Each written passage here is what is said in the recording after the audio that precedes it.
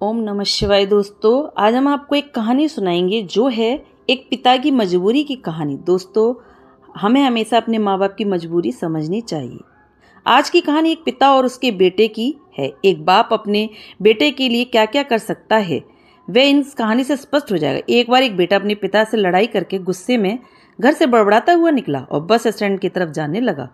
वह मन ही मन में बोल रहा था कि पता नहीं कितने पैसे छुपा के रखे हैं, लेकिन वह मेरे लिए एक बाइक नहीं ले सकते।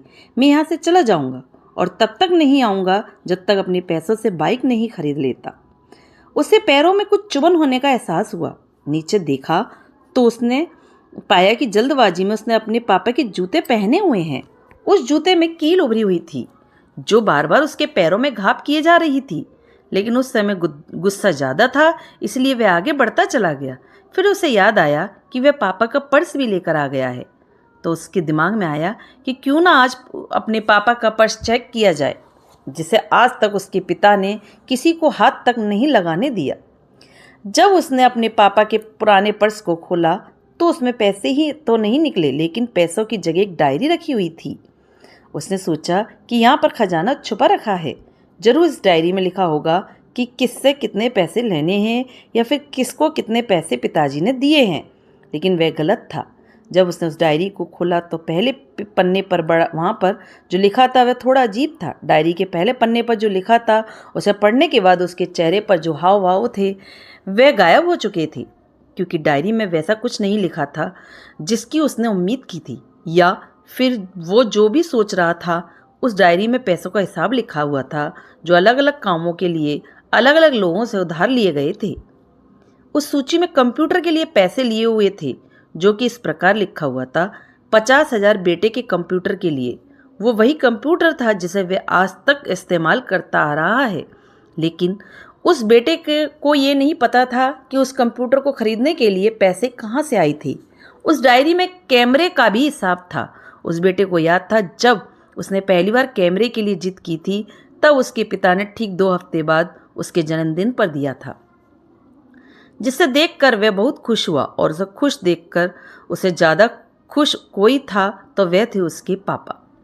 अब उसके बेटे से गुस्सा एकदम गायब हो गया। जब उसके बेटे ने दूसरा पन्ना पलटा तो उसमें कुछ इच्छा लिखी हुई थी। पहली इच्छा जो थी वह थी अच्छे जूते पहनना। ये बात उसके बेटे को कुछ समझ नहीं आई। तब उसके पैर सड़क पर एक गड्ढे में जा पड़ा जिसमें पानी भरा था, जिसमें बेटे के पैर गीले हो गए। उसने जूते को पलट कर देखा तो उसने देखा कि जूता जो है नीचे से फटा हुआ था। ये देखकर उसे डायरी में लिखी हुई बात समझ में आ गई। तभी उसे उसके माँ बाप की याद आई। माँ हमेशा ये बोलती थी कि अब तो नए जूते ले लो, लेकिन पिता हमेशा बोलते थे कि अभी नहीं, कुछ दिन और चलेंगे ये जूते। कुछ दिन पहले ही तो लिए थे। उससे आज समझ आ रहा था कि कितने दिन और चलेंगे। साथ ही साथ उसे ये भी समझ आ रहा था कि उसके पिता पर्स को क्यों छुपाए रखते थे। तभी उस डायरी को पढ़ते पढ़ते वह बस स्टैंड पहुंचा और एक बेंच पर आकर बैठ गया। और अब उस डायरी का आखिरी पन्ना उसने पलटा तो वहाँ कल की तारीख लिखी हुई थी और नीचे लिखा था 50,000 रुपये बाइक के लिए। उस बेटे बस इतना पढ़ा और उसका दिमाग एकदम सुन्न सा हो गया। अब उसके मन में कोई गिला शिकवा नहीं बचा था। आंखों से आंसू आ गए। उसे कुछ समझ नहीं आ रहा था कि वह रो क्यों रहा है। अब वह जल्दी से घर जा रहा था। जूते में लगी कील अब तक उसके पैरों में घाव कर चुकी थी। उसने तुरंत उस जूते को खोला और फेंक दिया। अब वह नंगे पैरी दौड़े जा रहा था और घर पहुंचा, लेकिन उसके पिताजी उसे घर पर नहीं मिले। उसे समझ आ गया था कि उसके पिता कहाँ गए होंगे। वह सीधा बाजार की ओर भागा और पता नहीं उसमें इतनी ताकत कहाँ से आ गई थी कि वह भागते हुए थक नहीं रहा था। वह उस बाइक वाले की दुकान पर पहुंचा। उसके पिता वहीं थे। उसने अपने पिता को दौड़कर गले लगा लिया। उसकी आंखों से आंसू रुकने का नाम नहीं ले रहे थे। उसके पिता समझ नहीं पा रहे थे कि हो क्या रहा है, हुआ क्या है।